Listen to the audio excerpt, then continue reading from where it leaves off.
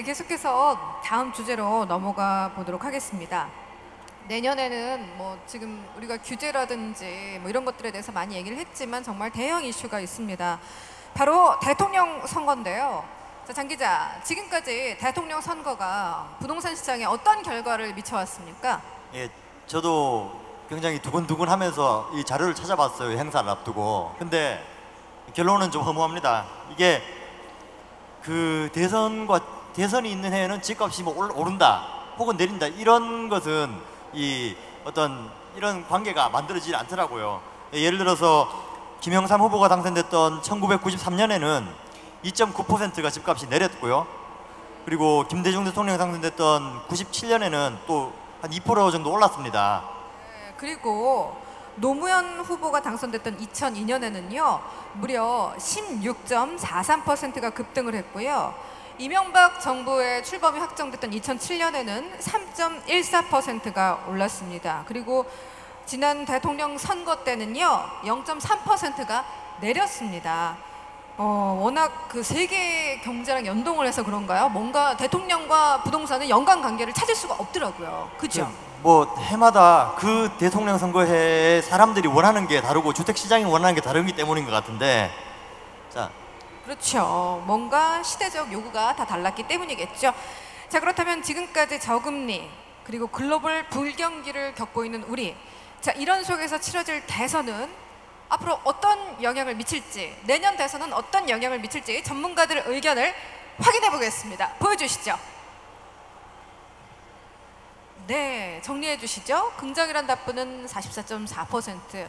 일단 중립적인 답변은 7분으로 40% 정도 나왔네요. 네, 어떻게 볼 수 있을까요?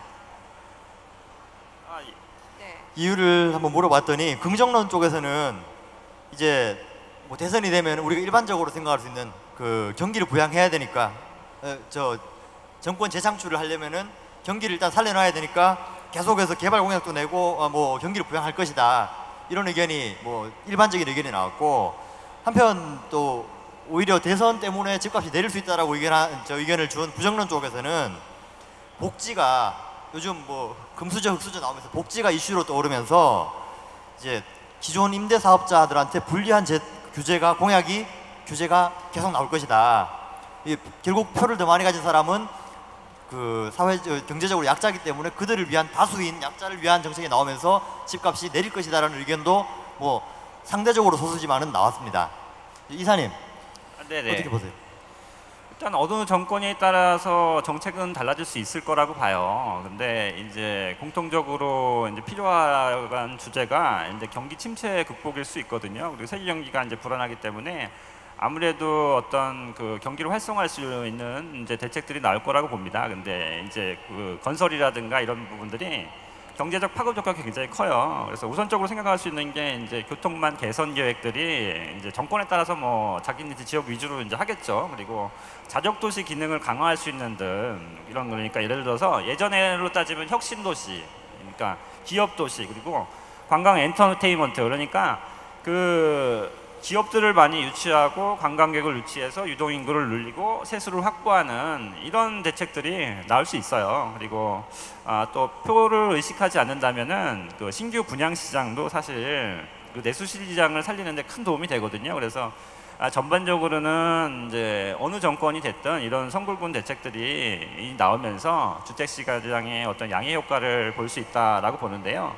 반면에 정권에 따라서는 약간 관점이 다를 수도 있는데, 내전 마련을 해야 되는 어떤 그런 수요층들, 복지 개념으로 접근한다면은 그 공공이 이제 그 저소득층에 대한 주거를 해결해야 될 그런 가능성도 있거든요. 그렇다 보면은 이제 거의 임대주택의 개념이 나오게 되는데, 임대주택을 많이 짓는다고 하면은 그동안 이제 민간 부분에서 이제 담당했던 역할들을 공공 부분이 이제 정부의 지원을 받아서 이제 나온다는 개념입니다. 많아질 수 있다는 개념입니다. 그렇게 되면은 그러니까 민간이 들어가서 시세 차익을 이제 얻을 수 있는 시장이 줄게 되고요. 이게 아무래도 주변에는 그 집값에 그 마이너스 음의 영향을 미치게 됩니다. 왜냐하면 그 임대주택을 지으면은 전반적으로 임대주택 짓는 거에 대해서는 찬성들 많이 하시잖아요. 근데 내 집 옆에다 지으시면 찬성하시는 분은 거의 없으시잖아요. 이제 그런 정권에서 보면 이제 또 그런 차이가 있을 것 같고요.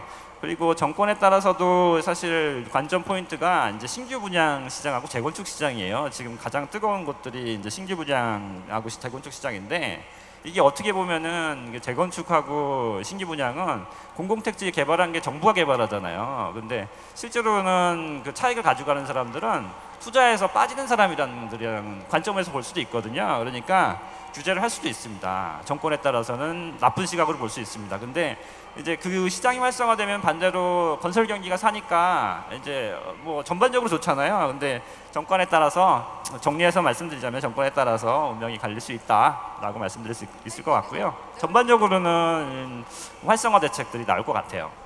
외람된 질문입니다만, 야권이 만약에 정권을 잡게 되면 가장 큰 변화는 뭔지 좀 궁금합니다. 네. 네. 그 복지를 강화하는 것 같아요. 아까 장 네. 기자님이 말씀하셨듯이 네네. 이제 저희가 정부의 관점에서 보호해야 될 대상들은 네. 이제 집을 가진 사람들도 있지만 전세 세입자라든가 그럼 아니면 월세 세입자 세입자들 대책이 강화될 예. 것이다.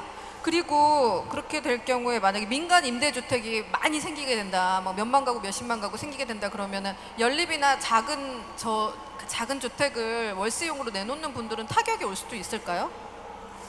그게 그럴 수 있죠. 근데 정부에서 네. 하는 대책 중에 일부가 네. 그 땅콩 주택 같은 것들을 매입을 해서 다시 월세로 넣는 대책들도 있어요. 그러니까 이제 반대로 생각하면은 그 집을 가지고 조그맣게 해서 월세를 내놓으신 분들은 네. 영향이 있다고 봐야 되겠죠. 아, 예. 네, 알겠습니다.